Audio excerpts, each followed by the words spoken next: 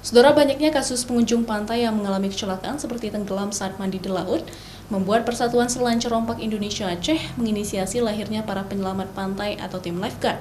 Sebagai pilot project, para penyelamat pantai akan menjaga wisatawan di Babah Kuala Mon Iken, Lok Nga, Aceh Besar. Para penjaga pantai ini akan bertugas mengawasi, melakukan aksi penyelamatan bila ada kecelakaan di laut, serta mengedukasi pengunjung pantai agar terjaga keselamatan saat berada di kawasan pantai. Tim yang berjumlah 12 orang tersebut akan berjaga di sejumlah titik-titik rawan kecelakaan di laut.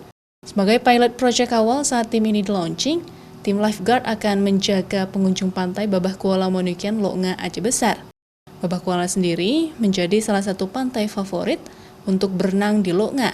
Selain Babah Kuala, lokasi lain yang rawan bagi pengunjung adalah Riting dan juga Lampu'u.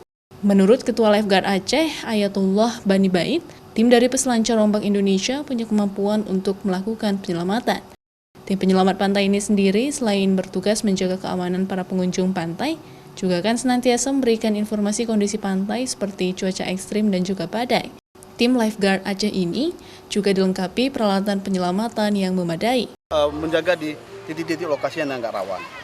Mungkin kita mulai di pantai sini, karena di sini banyak anak-anak yang bermandi, dan kedua mudah bagi kita untuk bagaimana menjangkau.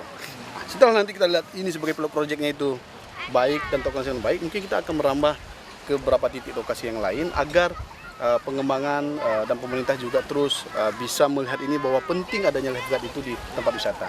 Kawasan Pantai Lok Nga dan Lampu'u di Aceh Besar menjadi lokasi favorit wisatawan menghabiskan waktu akhir pekan.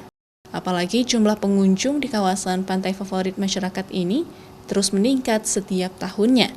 Sehingga faktor keselamatan serta keamanan pengunjung pantai menjadi sangat penting untuk diperhatikan.